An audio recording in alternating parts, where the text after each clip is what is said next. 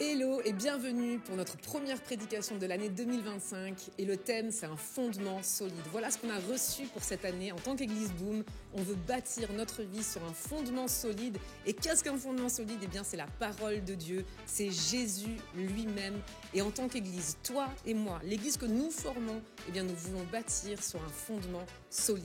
Alors let's go, on t'amène avec nous maintenant dans cette thématique qui est tellement importante puisque c'est les bases de notre vie. Dans un monde où tout bouge, où tout va très vite, où il y a peu de sécurité finalement, eh bien on trouve notre sécurité, notre solidité dans notre foi en Jésus-Christ et la parole de Dieu. Alors on va voir ensemble, mais quel est le but de ça en fait? Quel est le but d'avoir un fondement solide? Et vous allez voir tu vas voir que ça va être notre fil rouge pour toute l'année 2025. On veut trouver cette stabilité, cette force intérieure pour faire face à la vie, tout simplement. Même quand les choses deviennent compliquées, même quand parfois on passe par des circonstances difficiles, eh bien avoir cette assurance, être ancré en Jésus et dans la parole de Dieu. Alors on va voir ensemble comment avoir un cœur solide, ancré dans l'amour et la vérité. Et pour ça, eh bien on va voir un texte biblique ensemble qui est en Matthieu 7, versets 24 à 27, et je le lis tout de suite. « Celui qui écoute toutes ces paroles et m'obéit, celui-là ressemble à un sage. Le sage construit sa maison sur de la pierre. La pluie tombe, les rivières débordent, les vents soufflent et se jettent contre la maison. La maison ne tombe pas, parce qu'on a posé ses fondations sur de la pierre.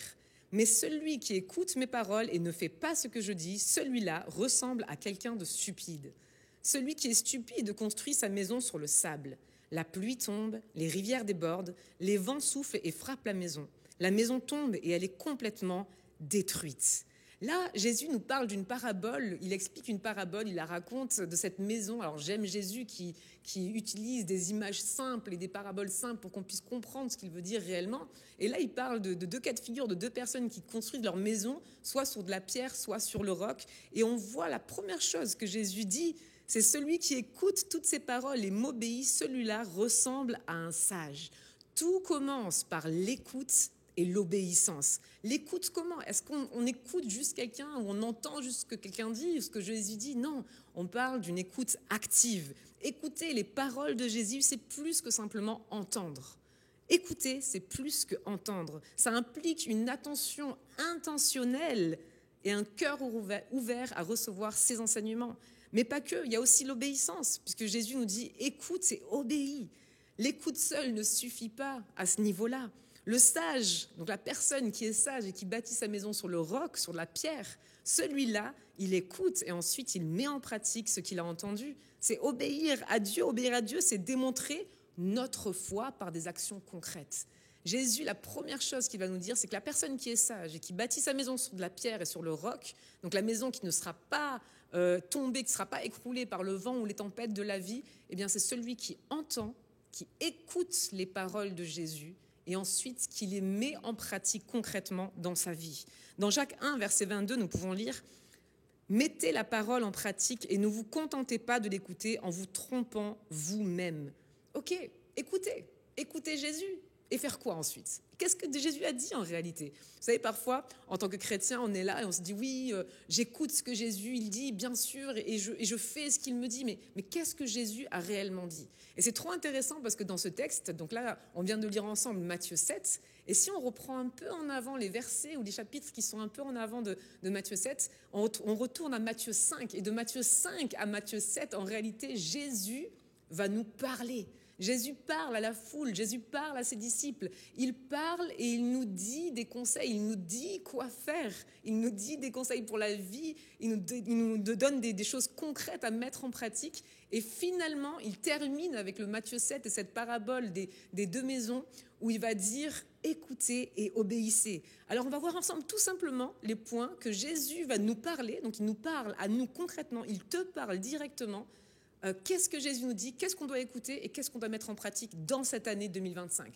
Parce qu'on sait que Dieu ne change pas Et ce qu'il a dit à l'époque, Jésus, ce qu'il a dit à l'époque à la foule et à ses disciples, il nous le dit aujourd'hui à moi et à toi. Il nous le dit pour notre année 2025, pour avoir un fondement solidement ancré en Jésus. Mettons en pratique ce que Jésus nous dit. Alors let's go, on va voir ce que Jésus nous a dit de Matthieu 5 à Matthieu 7. Il commence par les béatitudes. On peut dire ça en Matthieu 5, versets 3 à 12. C'est l'appel à une vie bénie où Jésus commence à proclamer tout simplement qu'est-ce que c'est les béatitudes? C'est les déclarations qui inversent les valeurs du monde. Il y a les valeurs du monde et Jésus, quand il va proclamer et dire les béatitudes, il dit l'inverse de ce que le monde nous dit. Ce ne sont pas les riches ou les puissants qui sont bénis. Non, c'est les pauvres en esprit, les doux et ceux qui recherchent la justice. Qu'est-ce que ça veut dire concrètement pour nous? Comment on peut l'appliquer? Être béni, c'est adopter une attitude de dépendance envers Dieu et refléter son caractère dans nos actions au quotidien. C'est ça les béatitudes en réalité. Alors Jésus nous le dit, écoutons ça et mettons-le en pratique, obéissons. Ensuite, Jésus nous parle en Matthieu 5, versets 13 à 16, du rôle des disciples. Nous sommes disciples de Jésus. Le jour où on a décidé de le suivre et de donner notre vie à Jésus, nous avons décidé d'être disciples de Jésus. Et là, on peut voir que Jésus nous dit quel est notre rôle sur cette terre. Notre rôle, ton rôle sur la terre, c'est d'être le sel de la terre et la lumière du monde. Jésus nous appelle à donner de la saveur et à préserver grâce comme le sel, comme on peut le lire. Donc nous sommes appelés à donner de la saveur et à préserver comme le sel le fait, et ensuite à être une lumière qui illumine et qui guide les personnes autour de nous. Ça, c'est notre appel, c'est ton appel. En tant que disciple de Jésus, tu es appelé à être le sel de la terre et la lumière du monde. Donc très concrètement, comment ta vie peut inspirer et influencer positivement ceux qui t'entourent?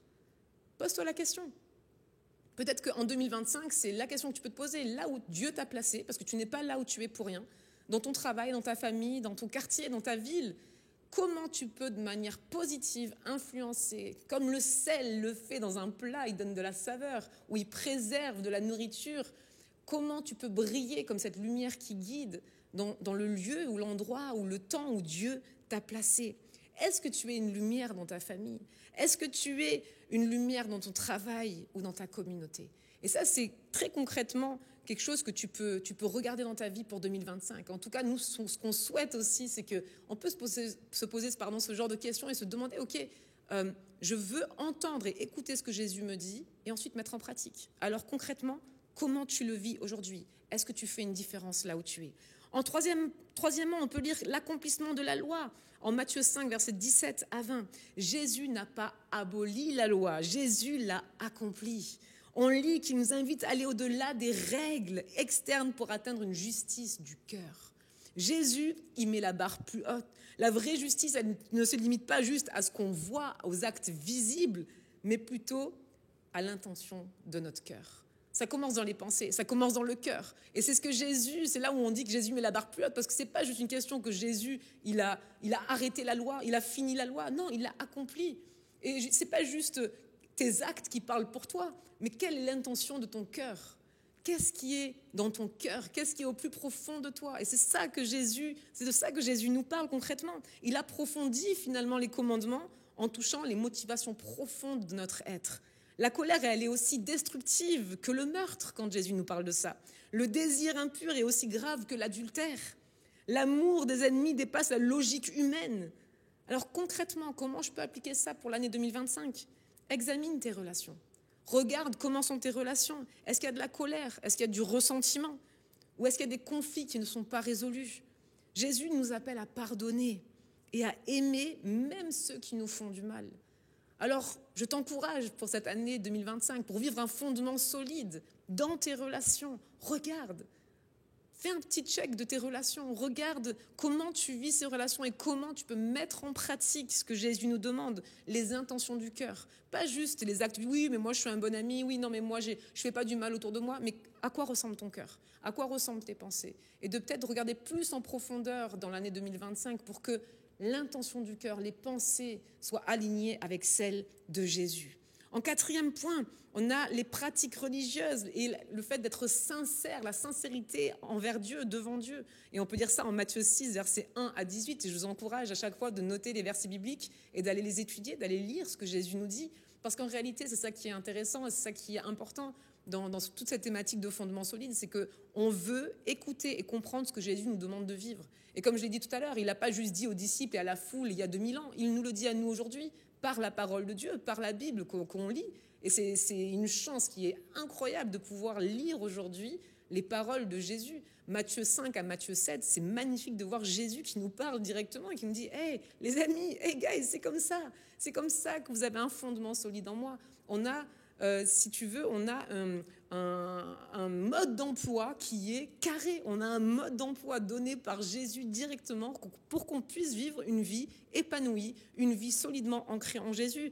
Alors à nous juste de le lire, de le comprendre et de le mettre en pratique. Le cinquième point, on a, juste pour revenir sur le quatrième point, la sincérité devant Dieu, Jésus, là, dans ce moment-là, il critique l'hypocrisie dans l'aumône, donc ceux qui ont donné l'aumône, la prière et aussi le jeûne. Donc en fait, il insiste sur l'importance d'une relation qui est sincère avec Dieu, même au sein de l'Église, même dans tes finances ou dans tes relations, quand tu pries, quand tu jeûnes peut-être. On a cette semaine de jeûne et prière avec l'Église. Est-ce que tu le fais pour être vu ? Est-ce que tu le fais pour, je sais pas, avoir des bons points devant Dieu ou devant les chrétiens ou devant ton église, tes pasteurs, je sais pas. Voilà, moi je prie, moi je jeûne ou je donne de l'argent. Est-ce que tu fais ça pour les autres ou est-ce que ton intention, elle est sincère devant Dieu et que tu fais ça pour Dieu ? Essaye de faire un check de tes intentions. Est-ce que tu es sincère ? Ne cherche pas à impressionner les autres au final par ta manière de vivre ta foi, de prier, de jeûner, etc., mais donne avec humilité, prie avec humilité, jeûne avec humilité. Et tout ça pourquoi ? Pour la gloire de Dieu seul.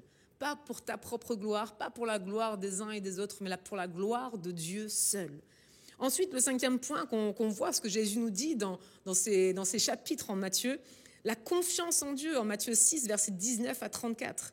C'est mettre le royaume de Dieu en première place, en priorité. Jésus nous encourage à ne pas nous inquiéter de nos besoins matériels, mais à chercher d'abord le royaume de Dieu. Alors soyons honnêtes, franchement, combien de fois on s'inquiète ? Je ne sais pas s'il n'y a pas un jour qui passe sans qu'on n'a pas une inquiétude par rapport à un truc, que ce soit matériel, que ce soit relationnel, que ce soit l'avenir ou je ne sais pas. Mais on est constamment dans une inquiétude de est-ce qu'on va y arriver, est-ce que je vais réussir ou etc. Et en fait, Jésus nous dit une chose, il nous dit ne vous inquiétez pas. Ne vous inquiétez pas et cherchez d'abord mon royaume, cherchez d'abord les choses de mon Père, ma volonté. Et le reste, je m'en occupe. Alors concrètement, l'application, où est-ce qu'est votre trésor ? Où est-ce qu'est ton trésor ? Dans les choses terrestres ou dans les choses éternelles, du ciel ? Est-ce que tu mets tout ce que tu as, ton temps, ton énergie, ton argent dans les choses de cette terre qui vont de toute manière à un moment donné disparaître ? Ou est-ce que tu investis ton cœur, ton énergie, ton argent, ton temps dans les choses qui sont éternelles et qui ne mourront jamais ?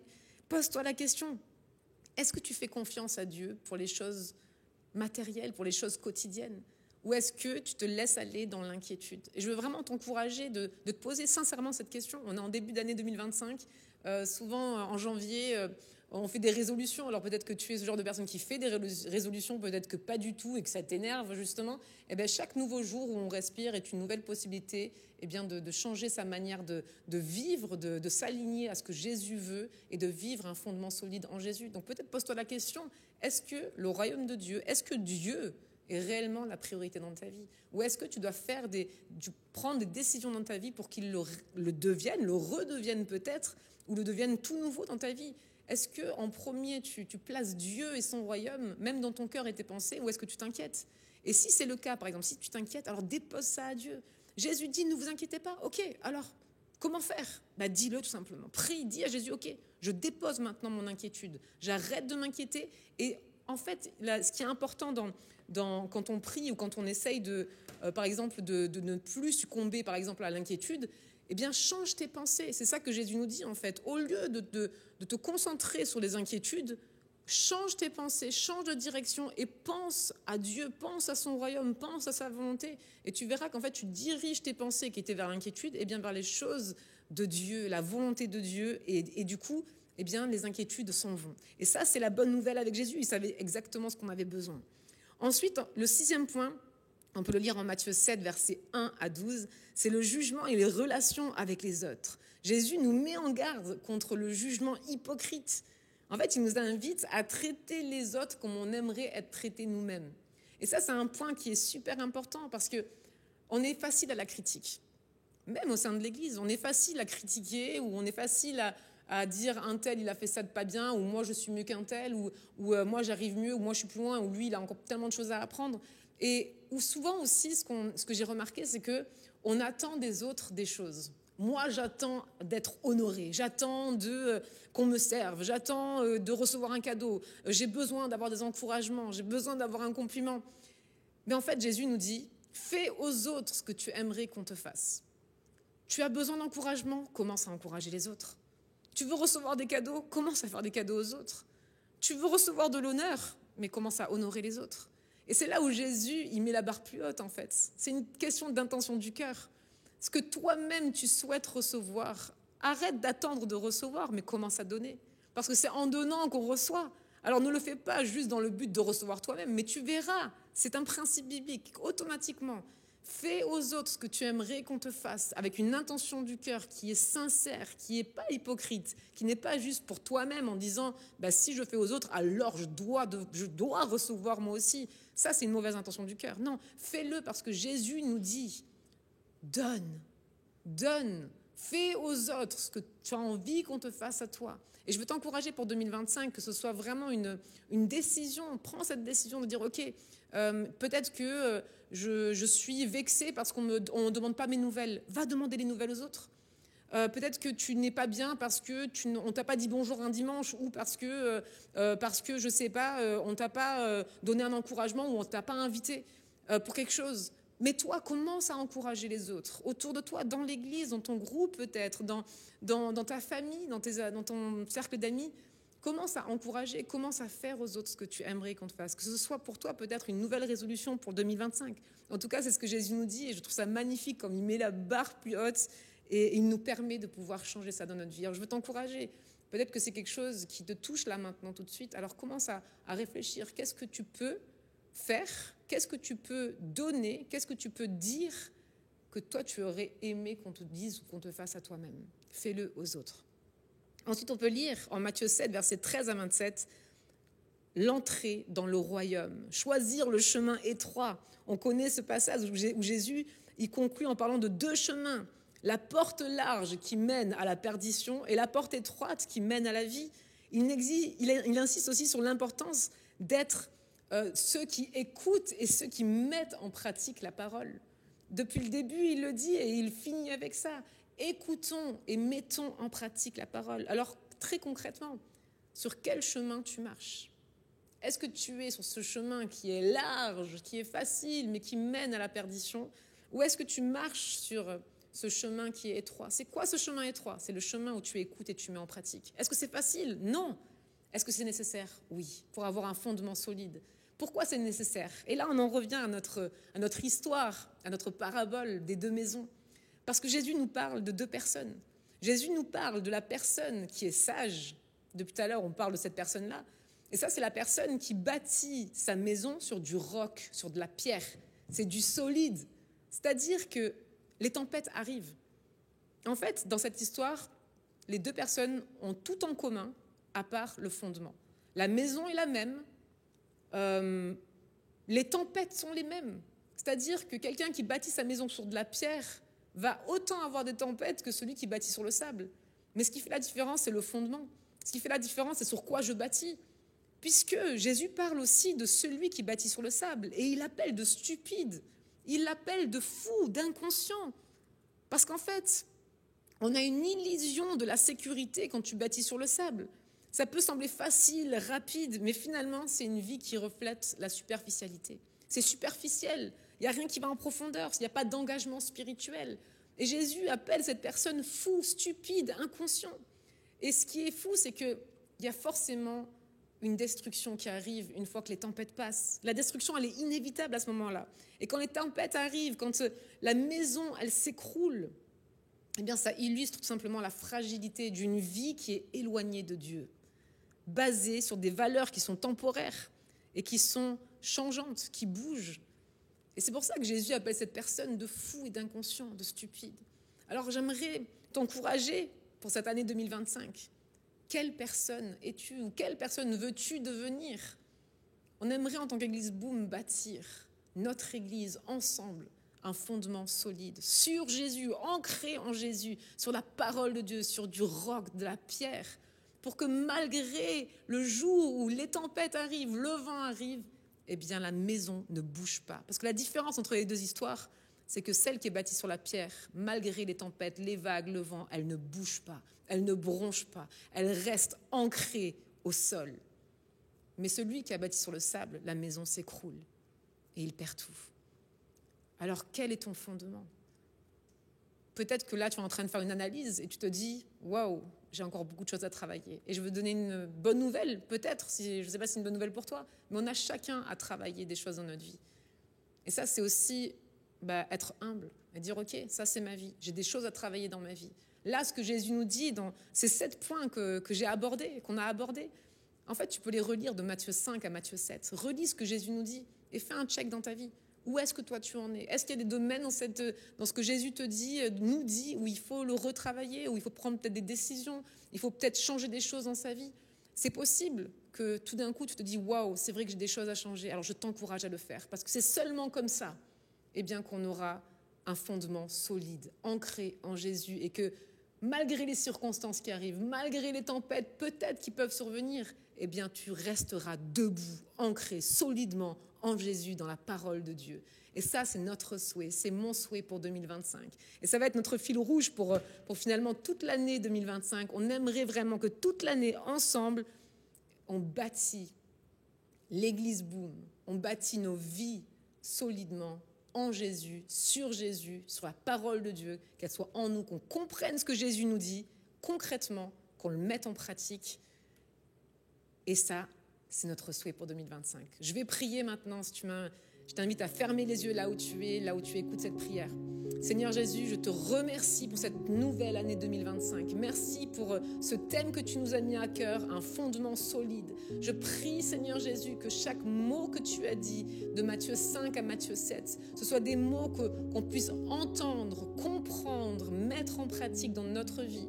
Saint-Esprit, je prie que tu nous aides, comme Jésus nous l'a dit, tu es cette aide pour nous sur cette terre, tu nous rappelles les enseignements de Jésus et tu nous donnes la force et le courage de mettre en pratique et d'obéir à la volonté de Dieu, de mettre en pratique et d'obéir à ce que Jésus nous demande de faire. Alors je prie maintenant pour chaque personne qui écoute, chaque homme, chaque femme qui est là et qui entend cette prédication. Je prie, Seigneur, que tu parles maintenant, Saint-Esprit, tu parles à nos cœurs maintenant, que tu nous révèles ce qu'on doit travailler dans notre vie, que tu nous révèles peut-être les décisions qu'on doit prendre et les choses qui a à changer pour mettre en pratique ce que toi, Jésus, tu nous demandes de faire. Au nom de Jésus, je prie. Amen. À bientôt.